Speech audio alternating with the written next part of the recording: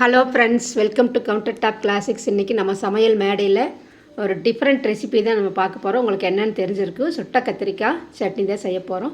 இந்த சட்னி வந்து idli, dosa, chapati, puri, even rice கூட வச்சு சாப்பிடும்போதும் கூட சூப்பராக இருக்கும். இப்போ இருக்கக்கூடிய குழந்தைகளுக்கு வந்து இந்த மாதிரி ஸ்மோக்கி ஸ்மெல்லில் செஞ்சு கொடுத்தா தான் அவங்களுக்கு வந்து ரொம்ப பிடிக்குது. ரெஸ்டாரண்ட் டேஸ்ட்டில் இருக்கிறதுனால பிகினர்ஸும் கூட ஈஸியாக செய்யலாம். நம்ம கத்திரிக்காயில் நிறைய வெரைட்டிஸ் வந்து செஞ்சுருக்கிறேன் நான். இதுவும் ஒரு வெரைட்டி தான். பாருங்கள் எப்படி செய்யலான்னு பார்க்கலாம் வாங்க.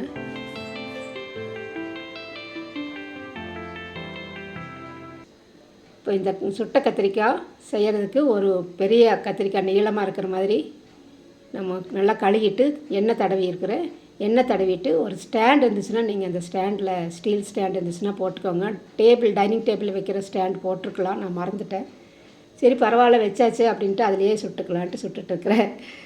இப்போ வந்து எல்லா பக்கம் திருப்பி எங்கெல்லாம் நம்மளுக்கு அந்த தோல் வெடித்து வரணும் அந்த அளவுக்கு வந்து திருப்பி வைக்கணும். நான் வந்து ஹை ஃப்ளேமில் தான் வச்சுக்கிறேன். நல்லா சுட்டு எடுத்துக்கலாம். இது வந்து 2 இடத்துல கீறி விட்டுருக்குறேன் அந்த கத்திரிக்காய். அதனால் அந்த இடத்துல அப்படியே வாழைப்பழம் தோல் எப்படி உரிச்சா வரும் அந்த மாதிரி வந்துடும். நல்லா சுட்டு எடுக்கணும். இப்போ நல்லா எல்லா பக்கம் வந்து சுட்டு எடுத்தாச்சு. ஆறின பிறகு நம்ம தோல் நீக்கிக்கலாம். பாருங்கள், நல்லா ஆறினா தான் வந்து தோல் எடுக்க முடியும். ஆனால் தோல் வந்து நல்லா வெடித்து மேலே வந்துருச்சு. இப்போது ஒரு பாதி கட்டை வந்து பூண்டு வந்து நம்ம அதே மாதிரி சுட்டு எடுத்துக்கலாம். அந்த சருகு வந்து எரியுது பாருங்கள், அந்த ஸ்மெல் வந்து ரொம்ப நல்லது. நம்ம ப்ரீத் பண்ணும்போது ஹெல்த்துக்கு நல்லது. இப்போ இதையும் சுட்டு எடுத்துகிட்டு நீ கொஞ்சம் சுடலாம் போதும் அப்படின்னு சொல்லிட்டு நான் விட்டுட்டேன். இப்போது பூண்டு வந்து சுட்டு எடுத்தாச்சு. அதே மாதிரி நீங்கள் தக்காளி, ஒரு பெரிய சைஸ் தக்காளி கீறி வச்சுருக்கிற ஒரு 4 இடத்துல எண்ணெய் தடவிட்டு அதே கம்பியில் குத்தி நம்ம சுட்டுக்கலாம்.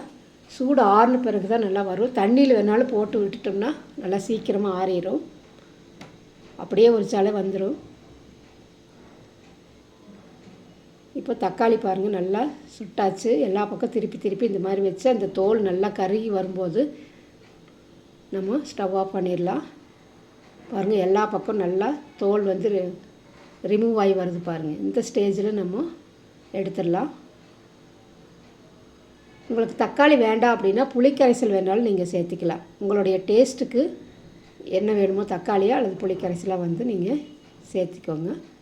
வேண்டாட்டி தக்காளி வந்து ஸ்கிப் பண்ணிடுங்க. இப்போ தோல் வந்து நல்லா எடுத்துடலாம்.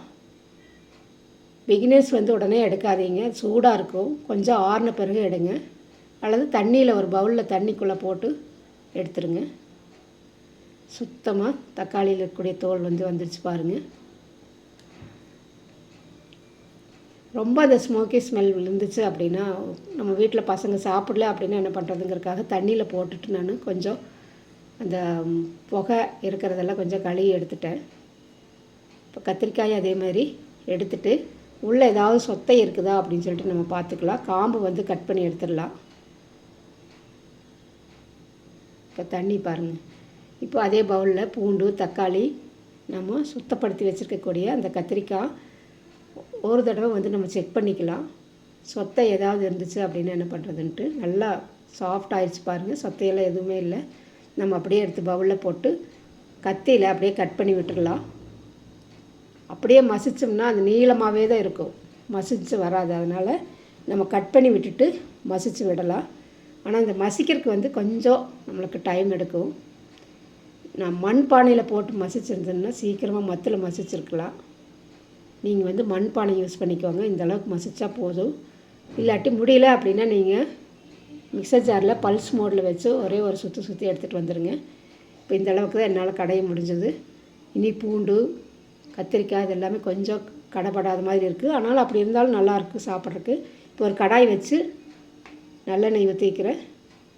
எண்ணெய் நல்லா சூடான பிறகு 1/4 ஸ்பூன் சீரகம் சேர்த்திட்டு ஒரு பல்லாரி வெங்காயமும் ஒரு பச்சை மிளகாய் பொடியை கட் பண்ணி வச்சுக்கிறேன். அதையும் சேர்த்து நல்லா வதக்கி விட்டுடலாம்.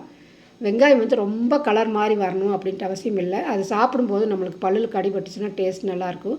ஒரு 1/4 ஸ்பூன் வந்து நான் மிளகு சேர்த்திக்கிறேன். 1 ஸ்பூன் வந்து மல்லித்தூள், காரத்துக்கு தேவையான அளவு தனி மிளகாத்தூள், சீரகத்தூள், கரம் மசாலா சேர்த்திக்கிறேன். 1/4 ஸ்பூன் தான். இப்போ உங்களுக்கு காரம் இனி வேணும்னா நீ கொஞ்சம் வந்து தனி மிளகாத்தூள் சேர்த்திக்கோங்க. இப்போ நல்லா அந்த பச்சை வாசனை போகிற வரையிலும் நல்லா வதக்கி விட்டுடலாம். இப்போ வந்து ஒரு பிஞ்சு ஃபைனலாக மஞ்சத்தூள் சேர்த்திக்கலாம். நல்லா வெங்காயம் வந்து நல்லா வதங்கி வந்துச்சு பாருங்கள்.